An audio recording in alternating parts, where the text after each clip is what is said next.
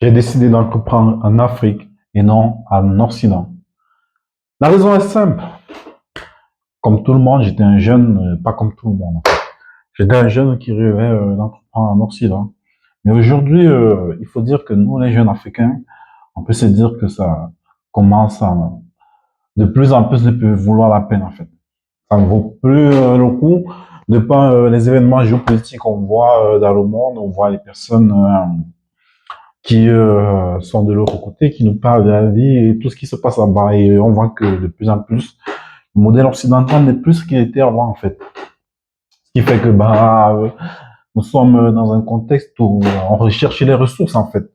C'est celui qui dispose des ressources qui a le pouvoir aujourd'hui.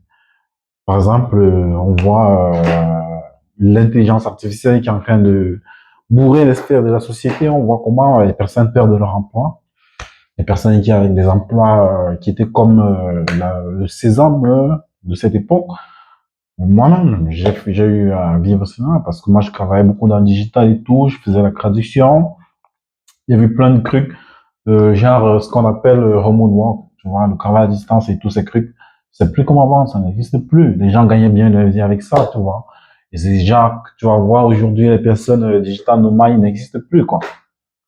Donc, il y a ça, il y a l'intelligence artificielle, il y a les guerres géopolitiques et tout, les peuples qui veulent la souveraineté et tout. Et donc, rien n'est plus stable, frère. Rien n'est plus stable, j'ai envie de dire. Et moi, j'ai décidé d'entreprendre, en fait. Donc, il faut dire que moi, je vais pas dire mon âge, mais quand j'ai décidé, je me suis dit, vu le contexte dans lequel j'étais, il n'y avait pas forcément d'emploi pour moi, tu vois. J'ai sorti des études, j'ai fait mon bac, j'ai fait une année d'université, j'ai compris que c'était pas fait pour moi, que je pouvais pas, après les études, avec ce que je faisais déjà, c'était une discipline qui n'était pas forcément avec ce que je voulais. Moi, je voulais faire la psychologie, parce qu'il y avait beaucoup de problèmes mentaux et tout et tout.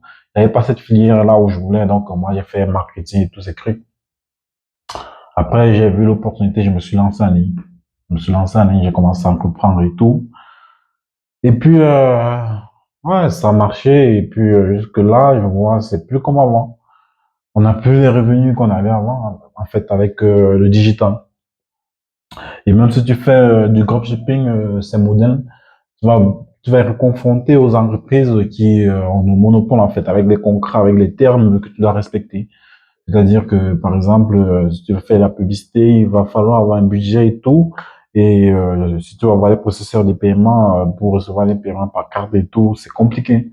C'est compliqué parce que ils te soumettent aux politiques, tu dois attendre un certain moment, un certain nombre de temps pour recevoir ton argent et tout ça, c'est plus attractif en fait. Or, dans le réel, quand une personne achète sa marchandise, quand une personne va à la commodité, il reçoit le paiement directement. Pourquoi moi, je dois attendre 30 jours? Pourquoi je dois toujours subir ces politiques de ces entreprises de je ne sais où? Et c'est partout, en fait. C'est partout. Les gens se plaignent de ce genre d'entreprise, demandent des visas, euh, partout, en fait, où vous êtes toujours contrôlé par une entreprise. Lorsque le risque surgit, l'entreprise jette ce risque sur vous. Par exemple, c'est l'intelligence artificielle. Beaucoup de métiers sont affectés, beaucoup de personnes sont licenciées. Qu'est-ce qu'ils vont faire, ces gens? Qu'est-ce qu'ils vont faire? Donc, c'est tout ça qui fait qu'aujourd'hui, les gens cherchent la meilleure alternative. Et pour nous, pour moi, en fait, l'idéal pour les jeunes, c'est l'Afrique, en fait. C'est l'Afrique, c'est nos ressources, c'est se concentrer de d'où on vient, en fait. Parce que, vous aurez bien beau aller ailleurs et tout, mais c'est vrai que ceux qui sont où vous souhaitez aller, qu'est-ce qu'ils pensent, en fait?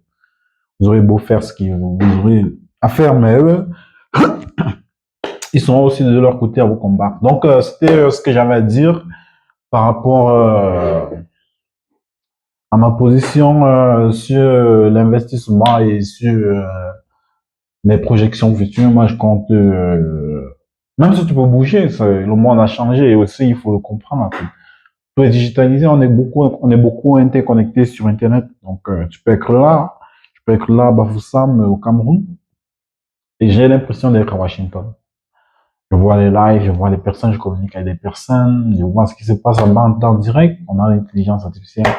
Bref, faut pas se déplacer encore. Il faudrait juste une technologie plus avancée qui nous permette de nous télétransporter, en fait, un truc de ce genre. Donc, l'envie aussi, l'envie n'est plus pressant comme avant. Avant, c'était un rêve. Bon, c'est vrai que moi, j'ai fait quelques voyages et tout. C'est vrai que, bah, peut-être ça a fait un déclic aussi, ça a aussi joué. Et, voilà, je n'envie plus l'Occident.